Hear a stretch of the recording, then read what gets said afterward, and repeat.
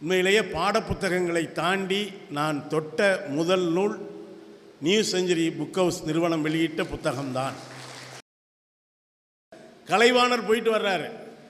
கலைவாணரை கேட்குறாங்க, சோவியத்தை பார்த்தீங்களே எப்படி இருக்கு அப்படின்னு. ஒரே வார்த்தையில் சொன்னார், ரொம்ப அருமையாக இருக்கியா, அங்கே சேரியும் இல்லை அக்ரஹாரமும் இல்லை என்று சொன்னவர் கலைவாணர்.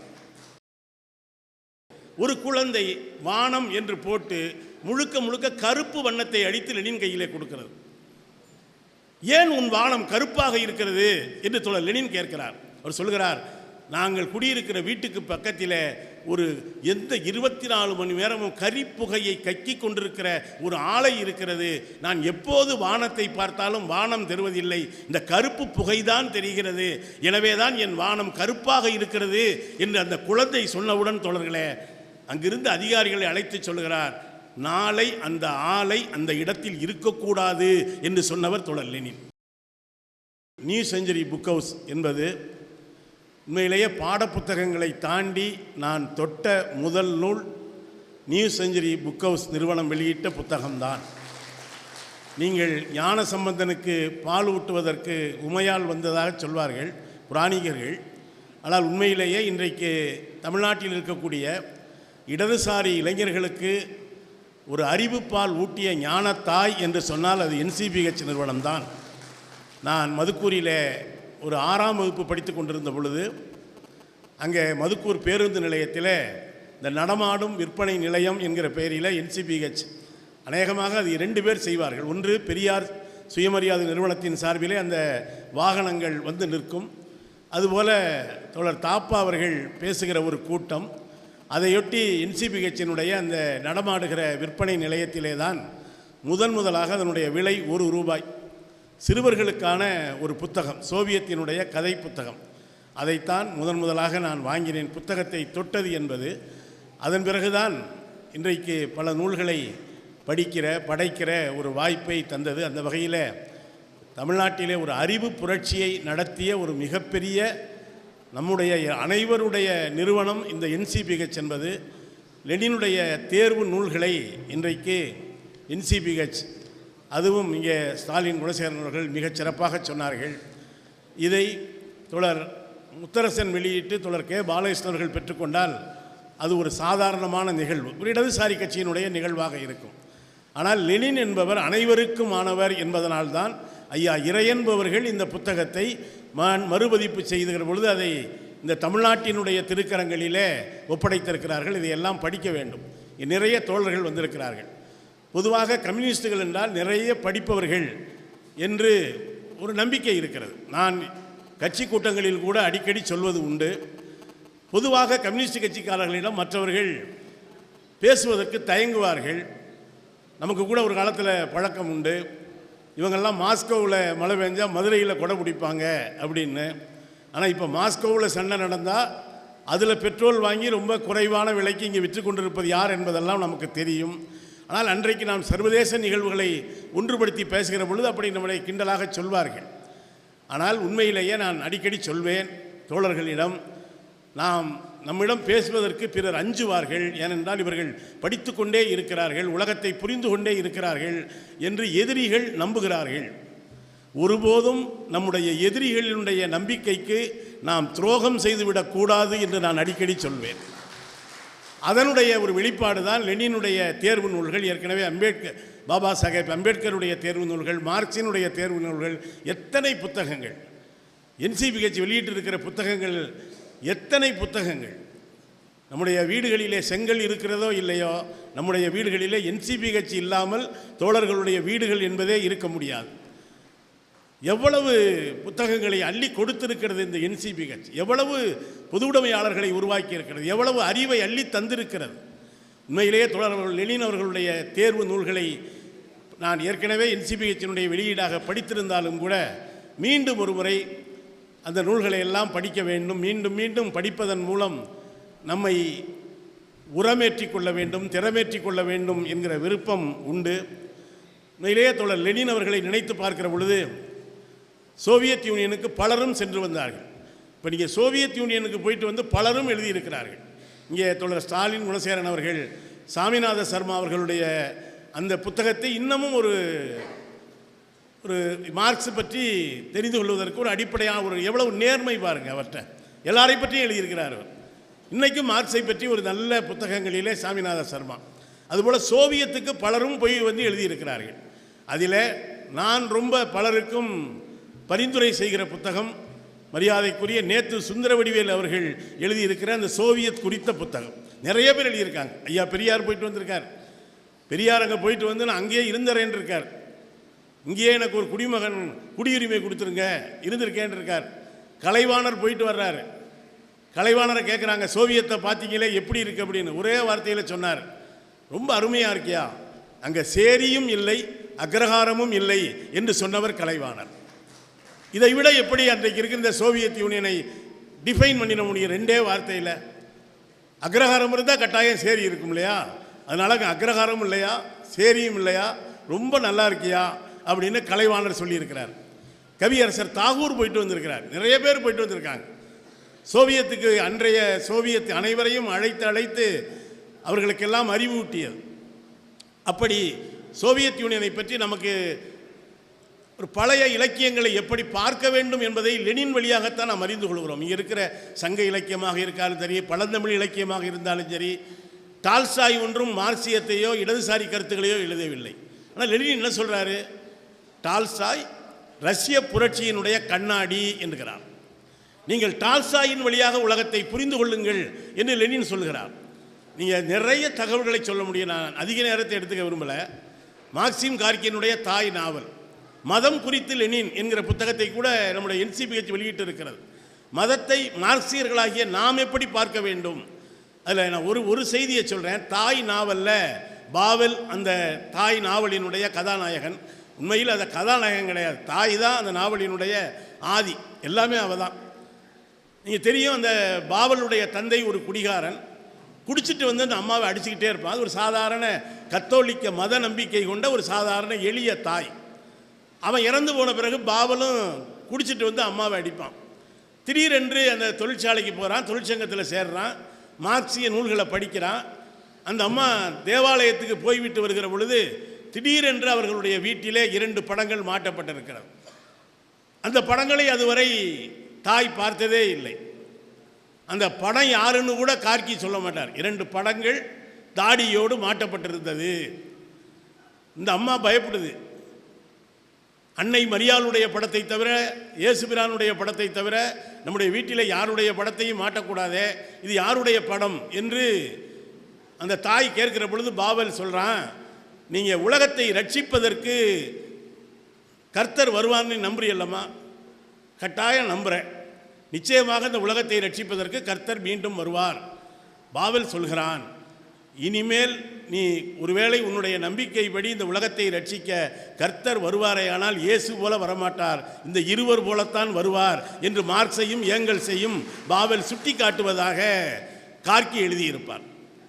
கார்கிக்கே ஒரு குழப்பம் வருது. நம்ம சோசலிசத்தை எய்திய பிறகு இந்த மக்கள் மனங்களில் பூரா கடவுள் நம்பிக்கை இருக்க, அதற்கு மாற்றாக நம்ம என்ன செய்வது?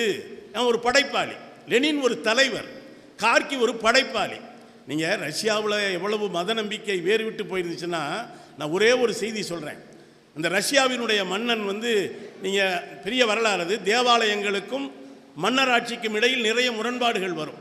இங்கே ஆங்கிலிக்கன் சர்ச்சுன்னு இருக்கு இல்லையா, அது வந்து ரோமுடைய அதிகாரத்தை எதிர்த்து தான் மன்னனே மத தலைவனாகவும் மாறிய பிறகுதான் இந்த ஆங்கிலிக்கன் சர்ச் எல்லாம் வருது. அப்படி ரஷ்யாவினுடைய மன்னனுக்கும் இத்தாலியில் இருக்கக்கூடிய ரோம் நிறைய கட்டளைகளை விதிக்கிறது. அவன் சொல்கிறான், இனிமேல் மத பீடம் வேறு மன்னர் வேறு அல்ல, நானே மன்னன், நானே மதகுரு, நான் மதத்தின் தலைவனும் நான் தான் என்று சொல்லிவிட்டு, நீங்கள் பழைய ரஷ்ய படங்களை பார்த்தீங்கன்னா எல்லாரும் பெரிய பெரிய தாடி வச்சுருப்பாங்க, பெரிய இதாக இருப்பாங்க. இவன் என்ன சொல்லிடுறான், இனிமேல் நாளையிலேருந்து ரஷ்யாவில் எவனும் தாடியே வைக்கக்கூடாது, எல்லாம் சேவ் பண்ணிடணும், எல்லாம் இந்த பழைய கத்தோலிக்க அடையாளங்கள் எதுவுமே இருக்கக்கூடாது என்று மன்னன் கட்டளையிட்டு விடுகிறான். இந்த மத நம்பிக்கையில் ஊறி போனவங்களுக்கு ரொம்ப பதட்டம் ஆயிடுது. அவங்களுக்கு என்னென்னா, இந்த இக வாழ்க்கையை பற்றி கவலை இல்லை. நம்ம தாடியோட தானே நம்மளை கர்த்தர் பார்த்துருக்காரு, நம்ம நாளைக்கு சொர்க்கத்துக்கு போகிறப்ப சேவ் பண்ணிட்டு போனால் சொர்க்கத்துக்குள்ளே நம்மளை கர்த்தர் விடுவாரா இல்லையான்னு தெரியலையே. நம்ம ஆதார் கார்டு இங்கே வந்து இதோடு தானே இருக்குது, சொர்க்கத்துக்கு போகிற பொழுது நம்மளை ஒருவேளை கடவுள் அடையாளம் தெரிந்து கொள்ளாமல் போய்விட்டால் என்னாவது என்று பல பெரியவர்களுக்கு மூத்தவர்களுக்கு ஒரு குழப்பம் வந்து என்ன செய்கிறாங்கன்னா, சேவ் பண்ண பிறகு அந்த முடியெல்லாம் ஒரு டப்பாவில் எடுத்து தன்னுடைய பேரப்பிள்ளைகள்கிட்ட கொடுக்குறாங்க. என்னை புதைக்கிற பொழுது இந்த முடி உள்ள இந்த டப்பாவையும் சேர்த்தே புதைச்சிரு. ஏன்னா நான் சொர்க்கத்துக்கு போகிறப்ப நான் உன்னை பார்த்ததில்லையே, நீ கத்தோலிக்கனா? இவங்க நினச்சிக்கிட்டாங்க கடவுள் கத்தோலிக்கிறதான்னு. நான் போனால் ஒருவேளை நான் தான் இந்த தாடியோடு இருந்தேன், இந்த மன்னனுக்கு பயந்து தாடியை எடுத்துட்டேன்னு இந்த டப்பாவை எடுத்து காட்டுறேன், அதுக்காக சேர்ந்து புதைச்சிருங்க அப்படின்னு நம்புகிற அளவுக்கு கடவுள் நம்பிக்கை இருந்த ஒரு ஜாரின் ரஷ்யா. அதில் கார்கி சொல்கிறாரு, ஒருவேளை நமக்கு சோசலிசம் வந்த பிறகு நம்ம ஒரு கடவுளை உருவாக்கிட்டா என்ன, சோசலிச கடவுள். லெனின் சொல்கிறாரு, அதெல்லாம் அவசியம் இல்லை. சோசலிச அமைப்பு வந்துவிட்டால் மக்கள் கடவுளை பற்றியே கவலைப்பட மாட்டார்கள். எனவே புதிய கடவுளை உருவாக்குவது நம்முடைய வேலை இல்லை. நண்பர்களே, சில பேர் சொல்லுவாங்க கம்யூனிஸ்டுகளுக்கு தாய்மொழி பற்று உண்டா என்று. லெனினை போய் கேட்குறாங்க, உலகம் பூரா சோசலிசமாக மாறிட்டா சோசலிசத்தை எந்த மொழியில் பேசுவது? தோழர் லெனின் சொல்லுகிறார், சோசலிசத்தை உங்கள் தாய்மொழியில் பேசுங்கள் என்று கட்டளையிட்டவர் லெனின். சொல்லிக்கொண்டே போகலாம். அவ்வளவு பெரிய இன்றைக்கு ஏகாதிபத்தியம் முதலாளித்துவத்தினுடைய உச்சக்கட்டம். மார்க்சினுடைய அரிய பெரிய கண்டுபிடிப்பு என்பது உபரி மதிப்பு என்கிற சர்ப்ளஸ் வேல்யூ என்றால் இந்த முதலாளித்துவம் எவ்வாறு வளருமையானால் அது ஒரு அதனுடைய உச்சக்கட்ட வடிவங்களைத்தான் இன்றைக்கு உலகம் அனுபவித்துக் கொண்டிருக்கிறது தோழர்களே. அந்த வகையில் லெனின் ஒரு ஞான புதையல். எவ்வளவு சிரமங்களை சந்தித்திருக்கிறார். நீங்கள் நம்முடைய முனைவர் தூக்கி கொடுத்த பொழுது ஒரு நிமிடம் தடுமாறித்தான் நானே பெற்றுக்கொண்டேன். கனமான புத்தகங்கள், நல்ல அட்டை. இதுக்கு தானே பாரதி ஆசைப்பட்டான், இப்படி நல்ல புத்தகங்கள் வர வேண்டும் என்று தானே தன்னுடைய கவிதைகளை ஒரு நல்ல அச்சில் நல்ல புத்தகமாக வருவதற்கு ஆசைப்பட்டுத்தான் பாரதி செத்து போனான். இன்னும் சொல்லப்போனால் மதுரைக்கு இருக்கிற சிறப்பு என்னென்னா, பாரதியினுடைய கவிதையை முதலில் அச்சில் ஏற்றி அழகு பார்த்தது இந்த சங்க தமிழ் வளர்த்த மதுரை தான். அந்த ஊரில் தேர்வு நூல்கள் வெளியிடப்படுவது என்பது இன்னும் ரொம்ப ரொம்ப அருமையான விஷயம். நீங்கள் இந்த புத்தகங்களை பெறுவதே இவ்வளவு கனமாக இருந்தால் இதை சிந்தித்த மூளை எவ்வளவு சிரமப்பட்டிருக்கும் யோசிச்சு பாருங்க. இன்னமும் அவர் ஒன்று ஏசி அறையில் உட்கார்ந்து கொண்டு இதையெல்லாம் யோசிக்கலை. பல காலம் தலைமறைவு சைபீரிய பனி பாலைவனங்களிலே அமர்ந்து கொண்டுதான் இதில் இருக்கிற பல புத்தகங்களை எழுதினார். பத்திரிகை ஆரம்பித்தார். லெனின் தான் சொன்னார், ஒரு பத்திரிகை என்பது கட்சியினுடைய அமைப்பாளன் என்று சொன்னார் தோழர் லெனின். இன்னொரு பக்கம் பார்த்தீங்கன்னா ஒரு அறிவின் உச்சத்தை தொட்டவர் லெனின். இன்னொரு பக்கமான குழந்தைகளோடு குழந்தைகளாக மாறிவிடுவார். ஒரு பள்ளிக்கூடத்துக்கு போகிறாரு. அந்த பிள்ளைகள்கிட்ட சொல்கிறார், சோவியத்து புரட்சி நடந்த பிறகு எல்லோரும் வானத்தை வரையுங்கள் என்று லெனின் சொல்கிறார். ஒரு பிள்ளை சூரியனோடு வருகிறது, ஒரு பிள்ளை நிலாவோடு வருகிறது, ஒரு பிள்ளை நட்சத்திரத்தோடு வரைகிறது. ஒரு குழந்தை வானம் என்று போட்டு முழுக்க முழுக்க கருப்பு வண்ணத்தை அடித்து லெனின் கையிலே கொடுக்கிறது. ஏன் உன் வானம் கருப்பாக இருக்கிறது என்று தோழர் லெனின் கேட்கிறார். அவர் சொல்கிறார், நாங்கள் குடியிருக்கிற வீட்டுக்கு பக்கத்தில் ஒரு 24 மணி நேரமும் கரிப்புகையை கக்கி கொண்டிருக்கிற ஒரு ஆலை இருக்கிறது. நான் எப்போது வானத்தை பார்த்தாலும் வானம் தெரிவதில்லை, இந்த கருப்பு புகைதான் தெரிகிறது. எனவே தான் என் வானம் கருப்பாக இருக்கிறது என்று அந்த குழந்தை சொன்னவுடன் தோழர்களே, அங்கிருந்து அதிகாரிகளை அழைத்து சொல்கிறார், நாளை அந்த ஆலை அந்த இடத்தில் இருக்கக்கூடாது என்று சொன்னவர் தோழர் லெனின். மக்களோடு மக்களாக கலந்தவர். நீ மட்டும் நினச்சி பாருங்க, இந்த சோவியத், ஏன்னா இடதுசாரிகள் கம்யூனிஸ்டுகள் மட்டும் இல்லை, இந்த ஆண்டு என்பது தவத்திரு நம்முடைய குன்றக்குடி அடிகளார் அவர்களுடைய நூற்றாண்டு. தமிழகம் இன்னும் அதை கோலாகலமாக கொண்டாட வேண்டும். அவரை விடவா இங்கே மார்க்சியம் பேசிய மாமுனிவர்கள் உண்டு. இங்கே சொன்னாங்க இல்லையா, இதே நம்முடைய அந்த இடமெல்லாம் இப்போ பட்டிமன்றமே நடக்கிறது இல்லை. எவ்வளவு தமிழ்நாட்டினுடைய மரபு, எவ்வளவு பெரிய எல்லாரையும் அரவணைக்கிற மரபு பாருங்களேன். அங்கே இருக்கக்கூடிய அந்த அரசமரம் பிள்ளையார் கோயிலில் நவராத்திரியை ஒட்டி பட்டிமன்றம். என்ன தலைப்பு? மனித குலத்தின் பிரச்சனைகளுக்கு தீர்வு காண வேண்டியது மார்க்சியமா, வள்ளுவமா, காந்தியமா? நடுவர் தவத்திரு அடிகளார். மார்க்சியம் என்கிற அணியில் ஐமாப்பா பேசுகிறார், நம்முடைய அன்பு தோழர் தா பாண்டியன் பேசுகிறார். இங்கே சொல்கிறது தப்பு இல்லைன்னு நினைக்கிறேன். அதில் ஒரு தோழர் கேட்குறார், நீங்கள் மார்க்சியம்னு பேசுகிறீங்க, பிறகு ஏன் 2 கம்யூனிஸ்ட் கட்சியாக பிரிஞ்சிருக்கீங்க? இந்த கேள்விக்கு தோழர் தாப்பா அவர்கள் பதில் சொல்ல வேண்டும். அவர் எவ்வளோ பெரிய ஆள். அவர் சொன்னார், யாருங்க சொன்னது நாங்கள் பிரிஞ்சிருக்கோம்னு? இடதாகவும் வலதாகவும் இந்த உலகத்தை வளைத்து கொண்டிருக்கிறோமே தவிர இது எங்களுடைய வேலை பிரிவினையே தவிர. அப்படியே கை தட்டினார். கடைசியாக எல்லாத்தையும் காந்தியத்தினுடைய மேன்மைகளை சொல்லிக் கொண்டு வந்த நம்முடைய அடிகளார் பெருமான் காந்தியத்தினுடைய மேன்மைகளை சொல்லிக்கொண்டே சொல்லிட்டு எல்லாத்தையும் சொல்லிட்டார். சொல்ல போகிறப்ப என்ன தீர்ப்பு சொல்ல போகிறாரு எல்லாரும் எதிர்பார்த்துருக்காங்க. முடிக்கிறப்ப சாமி சொல்கிறாரு, இந்த காந்தியம்னு பேசுகிறவங்கள இன்னொரு 100 ரூபா கொடுத்தா வள்ளுவம்னு பேச தயங்க மாட்டாங்க. வள்ளுவம்னு பேசுகிறவருக்கு 200 ரூபா கொடுத்தா அந்த அணிக்கு தாவ தயங்க மாட்டார். ஆனால் அந்த மார்க்சிஸ்டுகளுக்கு 1 லட்ச ரூபா கொடுத்தால் கம்யூனிசம் என்பதை தவிர வேறு ஒன்றையுமே பேச மாட்டார்கள். பட்டிமன்றத்திலே கூட அணி மாறாதவர்கள் கம்யூனிஸ்டுகள் என்று சொல்லிவிட்டு அவர் சொன்னார், சாமி சோசலிசம்னா என்ன அப்படின்னு நம்ம பல விளக்கம் இருக்குது, இந்த புத்தகங்களில் இருக்குது. சாமி சொன்னதை மட்டும் நான் சொல்கிறேன், நான் ஏன் பாணியில் சொல்கிறேன்னு சாமி சொன்னார். ஒரு கோயிலில் மார்கழி மாதம் பஜனை முடிஞ்ச உடனே பொங்கச்சோறு கொடுக்குறாங்க. அப்படி சொன்னால் தானே நம்மளுக்கு கொஞ்சம் அட்டாச்சாக உள்ளே போவாங்க. கொடுக்குற பொழுது ஒரு 100 பேர் வரிசையில் நிற்கிறாங்க. அந்த அர்ச்சகர் எல்லாருக்கும் அந்த பொங்கல் எடுத்து கொடுத்துக்கிட்டு இருக்காரு. இந்த 100ஆவதாக ஒருத்தர் நிற்கிறான்ல, அப்போ அவன் எப்போ பதட்டம் இல்லாமல் நிற்பான்? பொங்கப்பானையில் இருக்கிற சோத்தை சரியாக 100 பேருக்கும் பகிர்ந்து கொடுப்பான் என்கிற நம்பிக்கை இருந்தால்தான் 100ஆவது மனிதன் நம்பிக்கையோடு பொறுமையோடு இருப்பான், வரிசை குலையாமல் இருக்கும். அதுக்கு பதிலாக பூசாரியே பொங்கப்பானையை தூக்கிட்டு ஓடிடுவானோ அப்படின்னு ஒரு பயம் வந்துச்சுன்னு வைங்களேன், எந்த ஒழுங்கும் இருக்காது. சொல்லிட்டு சாமி சொன்னார், இருப்பதை எல்லோரும் பகிர்ந்து கொள்வதற்கு சோசலிசம் என்று பெயர், அகப்பட்டதை அவனவன் தூக்கி கொண்டு ஓடுவதற்கு முதலாளித்துவம் என்று பெயர். பாருங்கள், இப்படி சாமிகளும் இருந்திருக்காங்க. அதனால தான் அடிகளார் தமிழ்நாடு கலை இலக்கிய பெருமன்றத்தினுடைய மாநில தலைவராகவே இருந்தார். இது ஒன்றும் புதுசு கிடையாது நம்ம தமிழ்நாட்டுக்கு, நம்ம மரபுக்கு. இப்போ பால பிரஜாபதி அடிகளார் இருக்கார், அவரும் அப்படித்தான். ஒரு மேடையில் சொன்னார், கடவுளும் கம்யூனிஸ்டுகளும் ஒன்று அப்படின்னார். எனக்கே தூக்கி வாரி போட்டுருச்சு. சொல்லிட்டு சொன்னார், 2 பேருமே உண்டியல் வச்சுருக்காங்கப்பா அப்படின்னார். இல்லை, நான் சொன்னேன், நீங்கள் சொல்கிற இன்னொரு செய்தியும் கூடுதலாக சொல்லிக்கலாம் சாமின்னு. என்னான்னு கேட்டார், 2 பேருமே உண்டியலில் விழுகிற காசை தாங்கள் எடுத்துக்கொள்வதே இல்லை. நீங்கள் கடவுள் நினைக்காத உண்டியல் அவர் எடுத்துகிட்டு போயிருக்காரா, இல்லை நம்ம தான் எடுத்துகிட்டு போயிருக்கோமா? அதெல்லாம் பொது பணிக்கு தாங்க சாமி பயன்படுதுன்னு சொன்னேன். தோழர்களே, நான் ஒன்றை சொல்லி நிறைவு செய்வேன். இங்கே தோழர் ஸ்டாலின் குணசேகரன் அவர்கள் தோழர் லெனின் குறித்து பாரதி எப்படி முன்னுணர்ந்தான், இன்றைக்கி அவ்வளவு இன்னைக்கு இருக்கிற ஊடகங்கள் இல்லையே, ஒரு செய்தி நிகழ்வதற்கு முன்னாலேயே விழுகிற அளவுக்கு.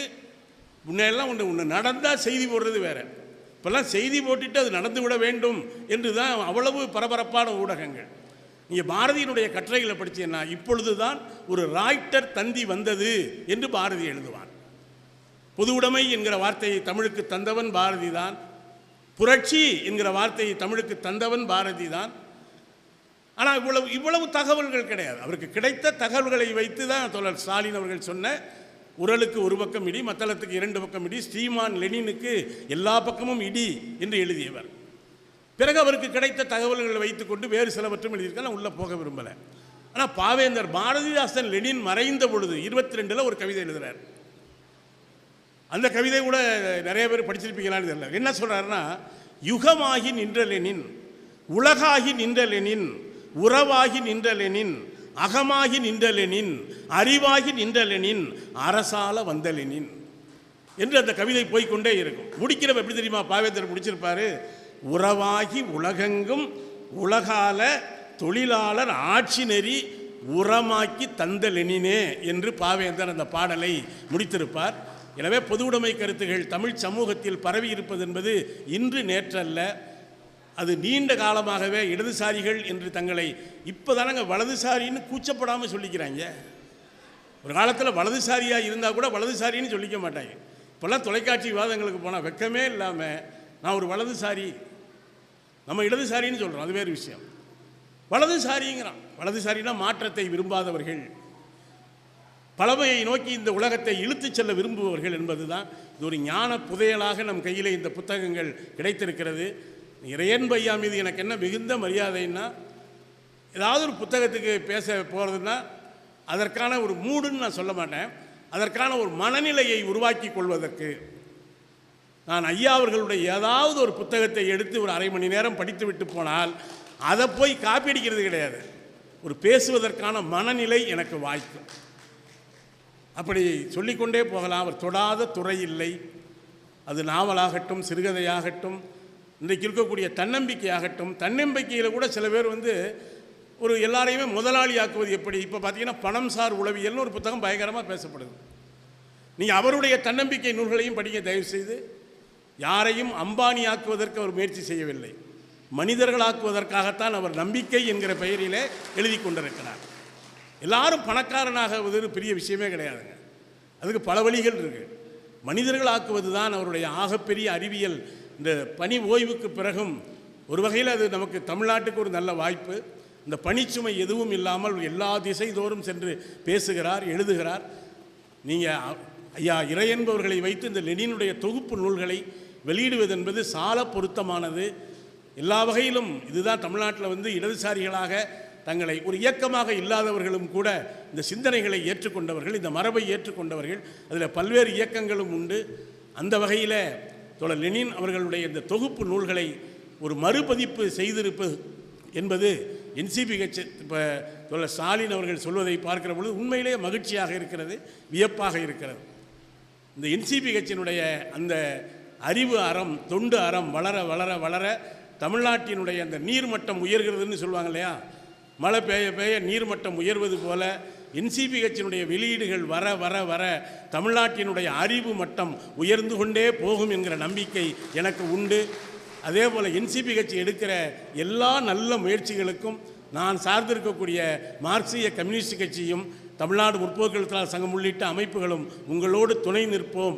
இந்த பாரதி புத்தகாலயம் ஒரு பக்கம் நல்ல நூல்களை வழங்கி கொண்டிருக்கிற நிலையில் NCBHும் இந்த தன்னுடைய நம்முடைய ஆதி அறிவு தாயாக இருக்கிற NCBHனுடைய அந்த இருப்பும் வளர்ச்சியும் மிகுந்த மகிழ்ச்சி அளிக்கிறது. அந்த வகையில் தோழர் லெனின் அவர்களுடைய தொகுப்பு நூல்களைப் போல அவர் சொன்ன அறிவியலும் அரசியலுமாக நிறைய நூல்களை NCBH வெளியிட வேண்டும். அது எவ்வளவு கனமாக இருந்தாலும் அதையெல்லாம் தாங்கி செல்கிற தூதுவர்களாக நாங்கள் இருப்போம் என்று சொல்லி என் வார்த்தைகளை நிறைவு செய்கிறேன். நன்றி, வணக்கம்.